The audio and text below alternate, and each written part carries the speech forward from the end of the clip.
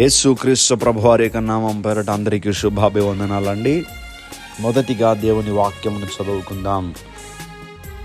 నేను నిన్ను బలపరుతును. దేవుని యొక్క వాక్యము దీవించబడును గాక.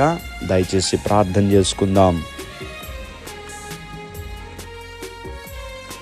స్తుతులకు పాత్రుడా, స్తోత్రార్హుడా, మీ ఘనమైన నామమును బట్టి వందనములు.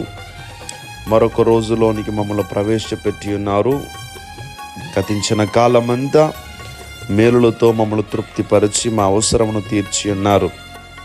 నా ప్రాణమా యెహోవాను సన్నతించుము, ఆయన చేసిన ఉపకారంలో దేనిని మరొక మన కీర్తనకారుడు చెప్పిన రీతిగా మా గతించిన కాలమంతా మేము నెమరు వేసుకుంటే ఎన్నో మేలులు కనిపిస్తున్నాయి ప్రభువా. ఈరోజు ఈ స్థితిలో ఉన్నామంటే మీరు చేసిన ఉపకారములు, మమ్మల్ని కాచి కాపాడి భద్రపరిచి మా అవసరాలు తీర్చి మాకు ఆహారము పెట్టి మాకు వస్త్రం ఇచ్చి ఏ కుదువ లేకుండా సహాయము చేసి మాకున్న సమస్యల నుండి విడిపించి, రుణముల నుండి విడిపించి, మా యొక్క బలహీనతల నుండి మమ్మల్ని ప్రభువా స్వస్థపరిచి ఆరోగ్యం ఇచ్చి ఈ రోజులోనికి ప్రవేశపెట్టి ఉన్నారయ్యా. అలా మీరు చేసిన మేలులు తలంచుకొని ప్రార్థన చేసే సమయము సరిపోదు. అన్ని మేలులతో ప్రభువా మా జీవితం అంతా తలుచుకున్నప్పుడు మీ మేలులే తండ్రి, మీ కార్యములే ప్రభువా, మీ కాపుదల తండ్రి, మీ సహాయము ప్రభువా.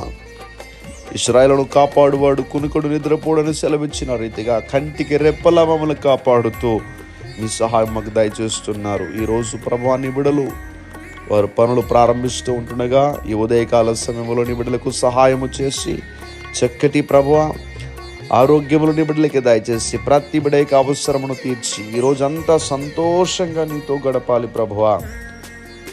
సాతానుకు పాపానికి ఎలాంటి అవకాశం ఇవ్వకుండా, చోటు ఇవ్వకుండా తండ్రి మీలో తండ్రి పరిశుద్ధులుగా పరిశుద్ధమైన జీవితము జీవిస్తూ మీ నీతిని తీసుకుంటూ ప్రభువా మీ కృపలో వర్ధిల్లడానికి సహాయం చేసి నిబిడల యొక్క అవసరములు ఏమైతే ఉన్నాయో, ఎవరైతే సమస్యలో ఉన్నారో వారిని ఇంకనూ ప్రభువా ఆ సమస్యల నుంచి విడిపించండి.